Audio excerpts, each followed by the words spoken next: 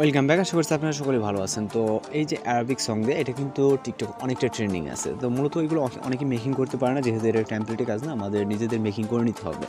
তো এর জন্য অবশ্যই আমাদের সম্পূর্ণ ভিডিও কন্টিনিউ করতে হবে। এর জন্য প্রয়োজন হবে একটা ভিডিও ক্লিপ এবং একটা ব্যাকগ্রাউন্ড মিউজিক।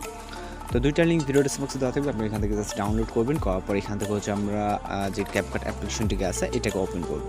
চাইলে আপনি ভিডিও ডেসক্রিপশন এবং আপনার প্লে স্টোরে যদি সার্চ করেন তাহলে পেয়ে যাবেন। তো এখান থেকে আমরা নিউ প্রজেক্ট অপশনে ক্লিক করব। এরপর ভিডিও অপশন থেকে প্রথমে একটা ভিডিও সিলেক্ট করবো, এখান থেকে জাস্ট 5 সেকেন্ডে একটা ভিডিও সিলেক্ট করবো। তারপর এখান থেকে অ্যাড অপশনে ক্লিক করবো। এরপর এখান থেকে আমরা ইন্ডিকেট থাকা ওয়াটারমার্কে ক্লিক করে জাস্ট এখান থেকে নিচ থেকে ডিলিট অপশনে ক্লিক করবো।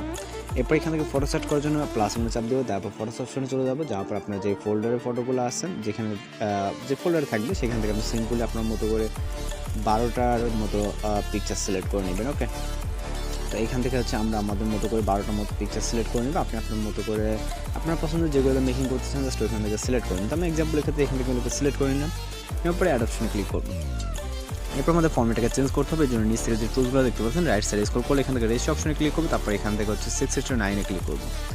এরপর প্রথম একটা যে ভিডিও ক্লিপটা আছে এটাকে রোটেটিং করতে হবে। এর জন্য আমরা যে লেয়ার আছে লেয়ারে ক্লিক করব। ক্লিক করার পর রাইট সাইডে 90 অ্যাঙ্গেলে রোটেট করব।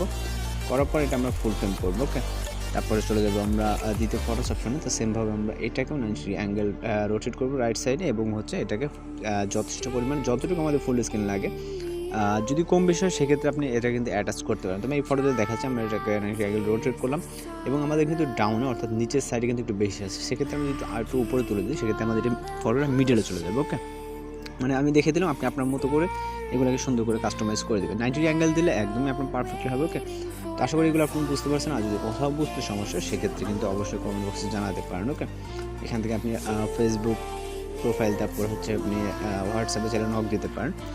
তো এখান থেকে আমাদের প্রায় কিন্তু পিকচারগুলো ফুল স্ক্রিন কমপ্লিট। এখান থেকে আর কিছু পিকচার আছে, দুই একটা পিকচার আমাদের একদমই রেজুলেশন খারাপ, যেহেতু এগুলো ডাউনলোড করা পিকচার সেহেতু আমাদের পিকচারের রেজুলেশনগুলো খারাপ। ওকে, সব করে না দুই একটা। তো আমাদের প্রায় রোটেশন করা কমপ্লিট। দেন আমরা চলে যাবো স্টার্ট পজিশনে। এখানে একটা মিউজিক অ্যাড করার জন্য অর্থাৎ ব্যাকগ্রাউন্ড মিউজিক যেটা বলে।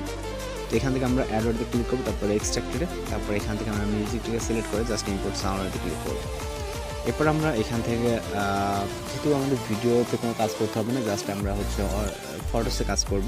এই জন্য প্রথম পিকচারে ক্লিক করবো। ক্লিক করার পর আমরা এটার ডিউরেশন রাখবো 0.7, দ্বিতীয় পিকচারটাতেও রাখবো 0.7। ওকে, 3 নম্বর পিকচারটাতে রাখবো 0.6।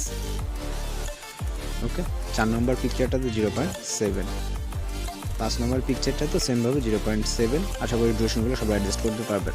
6 নম্বর পিকচারটা 0.6। তো তখন দেখানোর কারণ এখান থেকে আমরা 3 এবং 6 নম্বরটা জাস্ট 0.6 দিচ্ছি, বাকি যতগুলো আছে প্রত্যেকটাতে আপনি 0.7 দিয়ে দেবেন। ওকে, এখান থেকে আমরা ডিউরেশন যেহেতু আপনারা অ্যাটাচ করতে পারবেন, জাস্ট পিকচারের লেয়ারে ক্লিক করে রাইট সাইডে যে -7 দেখতেছেন এখানে আপনি লেফট রাইট করলে আপনি দেখবেন যে আপনার ডিউরেশনটা কম বেশি হচ্ছে, সেই অনুযায়ী আপনি আপনার মতো করে রেখে দেবেন, অথবা আপনি স্পিড করে কেটে ওইভাবে করতে পারেন। তো এইভাবে ওইটা থেকে এটাই বেটার।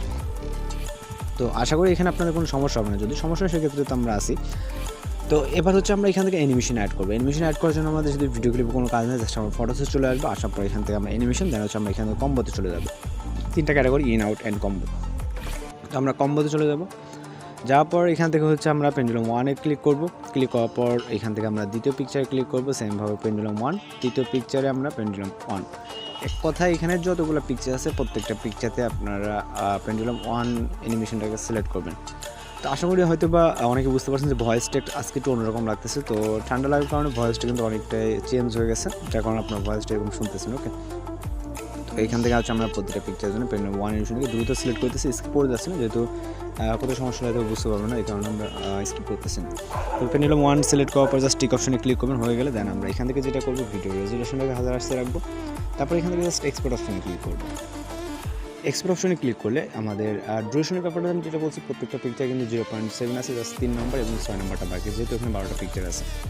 তো আমার কিন্তু ভিডিওটা এক্সপোর্ট হয়ে যাচ্ছে, আমরা রোটেটিং অবস্থা। অনেকের কথা থাকতে পারে যদি এটা রোটেটিং থাকে তাহলে আমাদের টিকটক একটু ফুল স্ক্রিন হবে না। তো সেটা আমি কমপ্লিটলি এখানে দেখাবো, প্রসেসটা আপনাদেরকে ফলো করতে হবে। এখানে আমরা ডান অপশনে ক্লিক করে নিউ প্রজেক্টে আবার ক্লিক করবো।